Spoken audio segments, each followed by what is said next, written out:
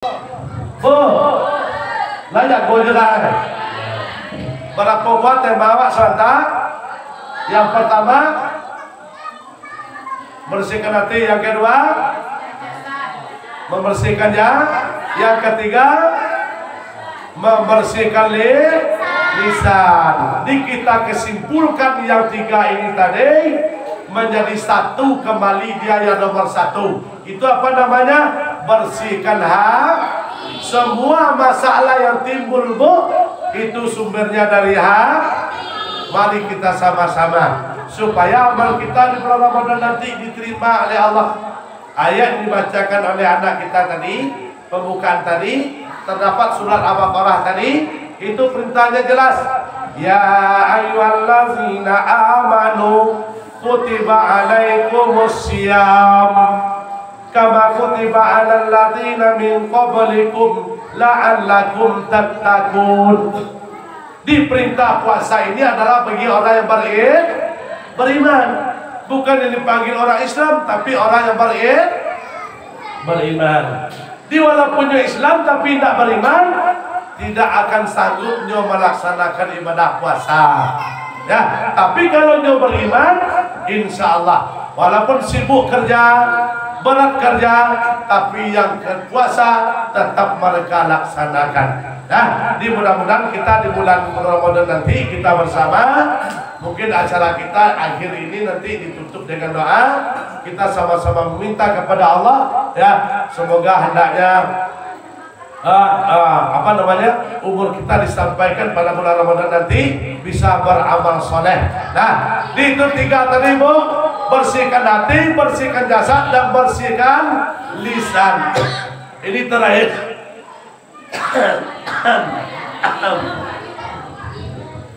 Masuk bapak minum seketek lo bu.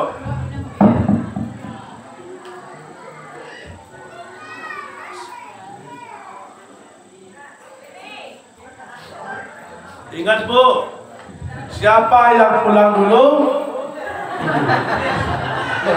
Ingat bakal kaji. Ya, siapa yang pulang dulu? Nah, ini terakhir bu. Ya, membersihkan jasad, membersihkan hati, membersihkan lisan, kuncinya satu. Dengan cara apa? Dengan cara taubat kepada Allah. Bagaimana taubatnya bu ya? Dengan tidak meninggalkan salat. Tapi saya yakin dan percaya ibu dan bapak yang ada di TPG 3 ini semuanya taat ibadah. Ini tadi contoh buktinya. Sholat Isya tadi berapa saf kita? 4 ya, Masya Allah. Tadi sholat Isya tadi kami sini 4 saf, laki-laki aja, perempuan 3 lagi di belakang. Ini tandanya ini. Ini tandanya masyarakat yang ada di sini, ya, mereka itu konsisten dan kontinu untuk melaksanakan sholat. Itu bukti tadi kami tengok tadi. Isya tadi kami laki-laki 4 saf.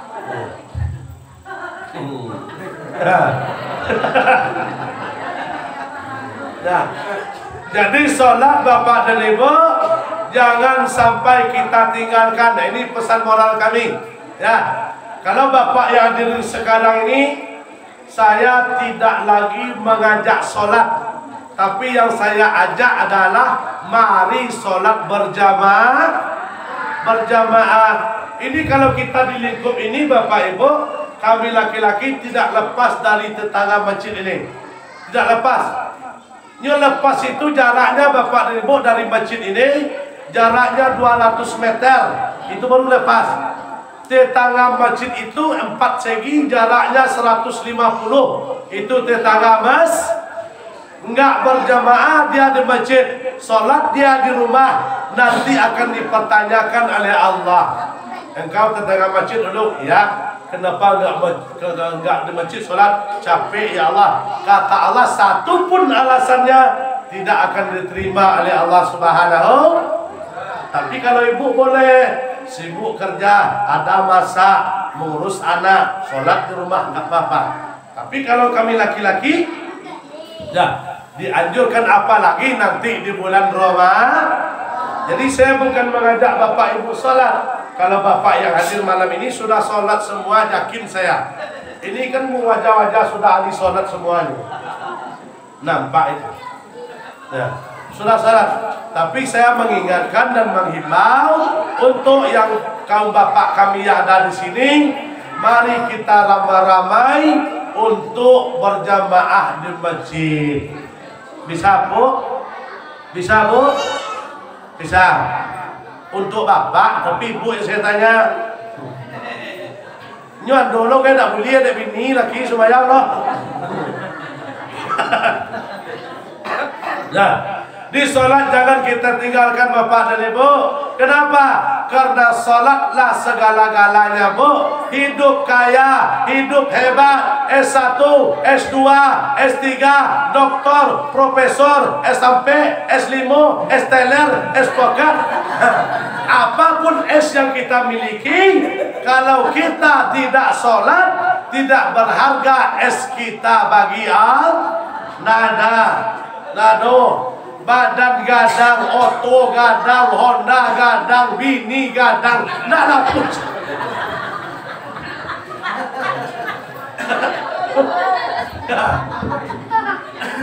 Nak menilai, nggak. Uang banyak, mobil banyak, ya, bini banyak. Ya. Yang menilai di hadapan Allah itu cuma satu. Apa itu? Biqalbin salim. Hati yang selamat. Hati yang selamat ini adalah hati yang betul-betul beriman kepada Allah. Salah satu tanda orang beriman, mereka tidak meninggalkan sholat yang 5 waktu. Ini tanda paling utama. Dikatakan beriman mereka tidak mau meninggalkan sholat yang 5 waktu. Apalagi di bulan Ramadan.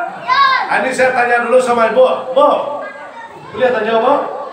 Kalau tahun kemarin ada nggak suami ibu dia puasa tapi nggak sholat? Ada nggak? Jujur aja. Banyak. Dia puasa tapi nggak sholat? Ada nggak? Ada. Kalau tahun kemarin kalau ada, berarti sudah lewat. Tapi kalau tahun ini Ramadan nanti, kalau ada juga suami ibu dia sholat, dia puasa, tetapi nggak sholat, ya. Jangan biarkan lagi mereka itu puasa, Bu. Paginya suruh makan lagi, ya. Jam 5 itu suruh makan lagi. Pokoknya jam 7 makan lagi lain. Pokoknya jam 10 makan lagi lain. Kenapa kok gitu Ustaz? Orang yang tidak sholat, puasanya tidak diterima. Nggak laku Bu. Kita puasa tapi nggak sholat 5 waktu. Yang puasa kita kata Allah, kata beliau, kita puasa tapi nggak sholat. Wala yahtayudil ila suyami. Saya tidak butuh dengan puasa orang yang tidak sholat 5 waktu. Ini nggak ada gunanya. Percuma, perut lapar, minum enggak, makan enggak. Kalau kami di Stapui, kalau bulan puasa itu siang enggak boleh makan loh. Di Siko, betul enggak? Ya. Tapi kalau malam boleh, siang enggak boleh. Nah. Jadi kalau dia enggak makan, enggak minum, berarti puasa. Tapi enggak sholat mereka, enggak ada guna puasa. Lebih baik makan. Bahwa ibu pun begitu juga. Kalau ibu puasa, wajib sholat 5 waktu. Kalau puasa tidak sholat, yang puasa itu tidak ada guna. Paham? Lain paham? Besok diingat-ingat kepada suami awak. Ustaz, kata suami kami dia belajar Ustaz. Belajar puasa. Jadi cuman puasa aja belajar dulu, sholatnya tidak. Belajar itu bukan sudah menjadi ayah uang. Dia belajar itu anak SD. Kalau sebesar itu dia puasa tidak sholat itu wajar. Itu namanya puasa Iko orang lah memanggil angku kanyo. Amalah jamnya cenyo di sekitar itu. Semua ialah putih, jamu ialah putih. Tapi puasa hendak solat katanya belajar apa nama itu. Paham? Jadi kalau kita puasa kita wajib solat 5 waktu. Enggak boleh tinggal solat 5 waktu kalau kita puasa. Itu pesan moral ya. Mudah-mudahan Bapak Ibu pada ini berbahagia ya, kita yang hadir pada malam hari ini. Mudah-mudahan sampai pada bulan Ramadan jangan kita tinggalkan lagi puasa dengan sholat kita. Kenapa? Belum tentu Ramadan tahun yang akan datang akan bertemu dengan kita. Kita sempurnakanlah amal kita di bulan Ramadan nanti. Mudah-mudahan kita mendapatkan hadis Nabi yang ini. Hadis riwayat At-Tirmizi. Kata Nabi, Salatul khamsi wal jumu'atu ila jumu'ata wa ramadana ila ramadana mukaffiratun bainahunna wa izajatun batil kabair. Salat 5 waktu pengukur dosa dari waktu ke waktu. Salat Jumat bagi kami laki-laki pengukur dosa dari Jumat ke Jumat. Ramadan ila ramadana, Ramadan kemarin ke Ramadan ini adalah pengukur dosa. Tetapi ujung hadis ada mengatakannya Bapak Ibu, wa izajatu batil kabair, sepanjang mereka tidak berbuat dosa besar. Tapi kalau ada sirik tahun ini harus dulu taubat dan nasuha, baru kita melakukan ibadah puasa. Paham? Paham? Jadi kalau kita pernah melakukan syirik, contoh syirik apa? Syirkun billah, syirik meminta selain daripada Allah. Sakit anak berangkat ke dukun, meminta ke dukun pakai ajimat. Kado yang percaya pada ajimat tuh, igu timah hitam, kain hitam, syirik orang maniti, bakabe, pasang di lengan, pasang di pinggang, pasang di leher, bakalukan ke anak. Ini namanya syirkun billah, berarti syirik kepada Allah. Itu syirik itu namanya. Itu harus tobat dulu, baru ibadah kita diterima oleh Allah. Kalau belum tobat, yang ibadah selama 40 hari 40 malam, yang sholat kita tidak akan diterima oleh Allah. Bapak Ibu pada ini berbahagia dirahmati oleh Allah Subhanahu wa taala. Mungkin tidak bisa panjang lebar kami menyampaikan. Kami mengingat menimbang kalau kami sendiri, kami sudah biasa sampai jam 1 sering kami ceramah sampai jam 1 ya. Tapi karena sekarang kini kalau kita malam ini alhamdulillah mulai acara pun kita cepat ya, dan bisa kita berakhir atau ditutup pun juga cepat. Di apa pesan terakhir tadi, Bu? Bu, apa pesan moral terakhir tadi? Sholat jangan ditinggalkan. Bu, ini saya tekankan sekali lagi. Sholat subuh saja kita tinggalkan 1, Bu.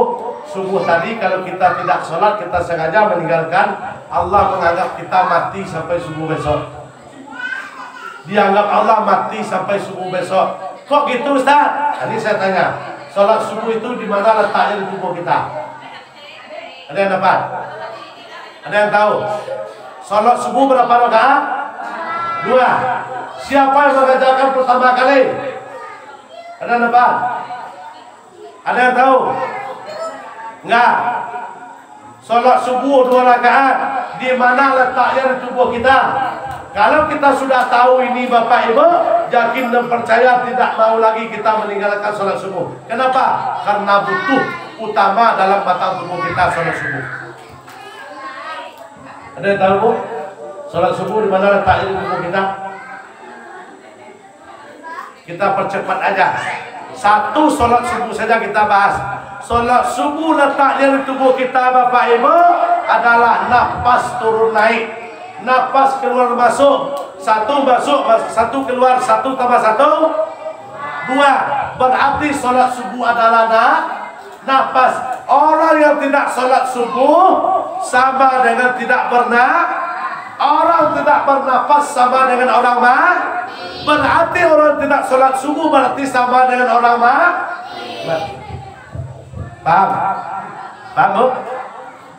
Orang yang tidak sholat subuh tadi, Allah menganggap mati sampai subuh besok. Itu pun kalau dia kerjakan subuh besok.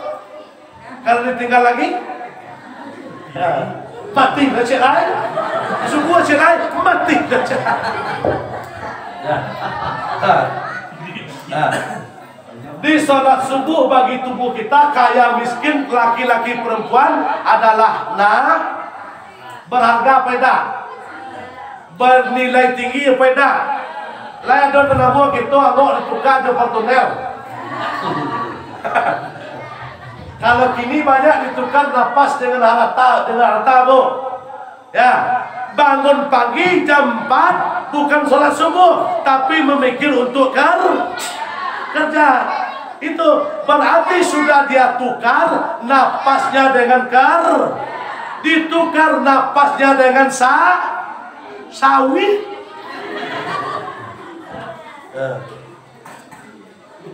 Nah, bangun subuh itu bukan subuh dulu dia, tapi yang dia ingat adalah kerja. Bangunnya untuk kerja, bukan bangunnya untuk sholat. Berarti ini nafasnya sudah diganti dengan Nah, ini keterlaluan namanya. Ya, coba bu, tidur kita jam 9, bangun jam 4 subuh. Nah, kalau nggak dijaga oleh Allah bu, mungkin babi masuk ke lubang hidung awak tu. Tapi karena dijaga oleh Allah, satu semut pun nggak masuk ke dalam telinga, satu semut pun nggak masuk ke dalam hidung. Ini karena Allah yang menjaga kita. Tapi tahu-tahu jaga bangun kita subuhnya jam 4-nya, tidak ingat kita dengan orang yang telah menjaga kita. Ingat kita apa? Ingat kepada harta, ingat kepada kerja. Di berharga salat subuh lah bu. Dia berharga. Lah yang mu ibu apa tukai ibu aja nabi nak tahu. Ibu lah. Di ke depan jangan ditukar juga nafas kita bu. Orang yang tidak salat subuh dianggap mati oleh Allah subuh sampai subuh besok. Orang yang tidak salat subuh dapat gaji hari itu 20 juta. Kata Allah, saya tarik keberkahannya. Di walaupun gaji kita besar, tapi subuh kita tinggalkan. Kata Allah, keberkahan saya ambil. Walaupun dia banyak hartanya, diambil oleh Allah keberkahannya. Kalau sholat itu baru sholat subuh. Sholat yang 5 waktu ini Bapak Ibu adanya di tubuh kita bu. Maka Nabi mengatakan orang yang sengaja meninggalkan sholat 5 waktu ibaratkan bangkai dia berjalan bu, makannya banyak, 3 cambuang pagi, 3 cambuang pagi. Oh makan. Tapi Allah menganggap mereka itu bangkai berjalan. Kalau mereka sengaja meninggalkan sholat yang 5 waktu sehari semalam, maka Allah menganggap mereka itu bangkai berjalan. Tidak ada harga nyawa di hadapan Allah. Nah, paham? Paham? Jangan ditinggali supaya soalnya dah. Iko pai ke masjid, pai dengan ceramah aja cik supaya haram. Tidak risiko lah. Kalau risiko lain sembahyang sendiri. Nah, Bapak Ibu pada ini berbahagia, mungkin itu saja yang bisa saya sampaikan. Gitu ya. Nah. Alah bu? Berdoa walai. Itu basilo mulai lah. Ya. Sebenarnya bola makan tadi itu parwilarita. Baik. Mungkin itu saja yang bisa saya sampaikan. Mohon maaf lebih dahulu. Dari awal saya menyampaikan tadi kena lidah tidak bertulang. Mungkin banyak yang tersinggung, tapi ketahuilah kalau bahasa Minang menembak modak menuju lamat, melantiang modak menuju tampuak. Tapi kok ada lagi siu dek kena ia tersinggung dek keturun, ya, dak terletak sesuatu pada tampiknya, ya. Tapi tujuan amon dak do yang